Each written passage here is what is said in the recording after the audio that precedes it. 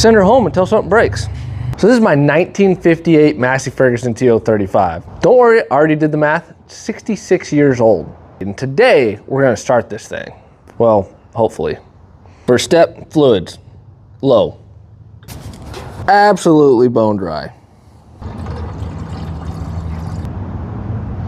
Also, I like the giant zip tie holding on the radiator instead of just putting that rod into that hole like it's supposed to be. Well, now that it has all the lubrosity that it needs, it's time to see if this thing's gonna turn over. Now, this is still a 6-volt tractor. Unfortunately, I don't just have one of those laying around, so we're gonna do the next best thing and just throw a 12-volt on there and send her home until something breaks. Here we go. It is in neutral.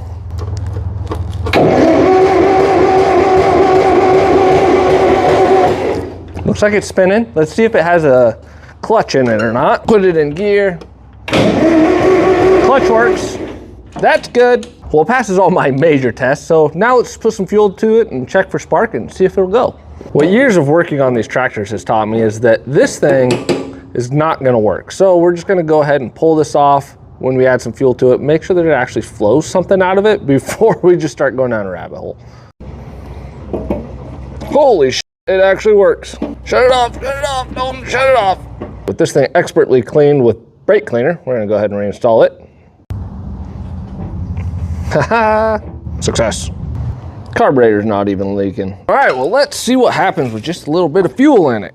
Now, my throttle over here is not connected, so I have no idea if it's on full throttle or idle. We'll find out. Dang it.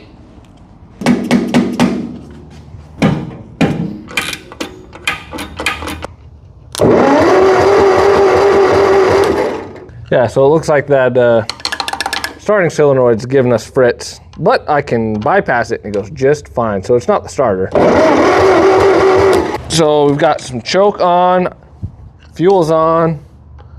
Give this a shot. I don't know where the throttle's at though.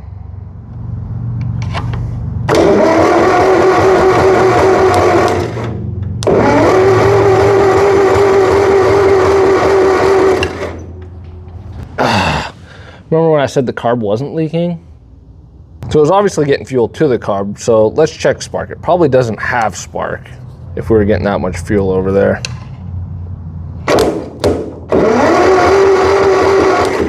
No spark. The cap looks good, but this does not. And these points, just garbage.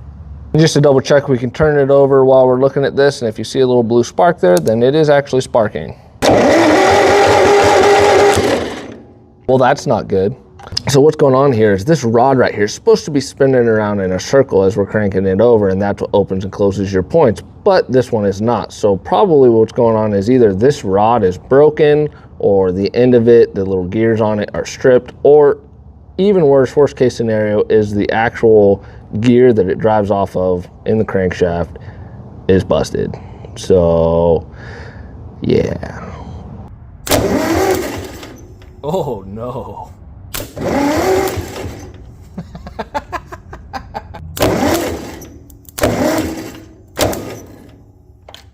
Yeah, that part's supposed to be connected to that part.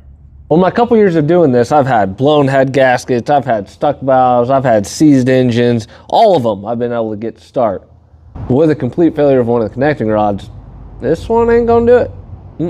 Nope, no it ain't, Nope.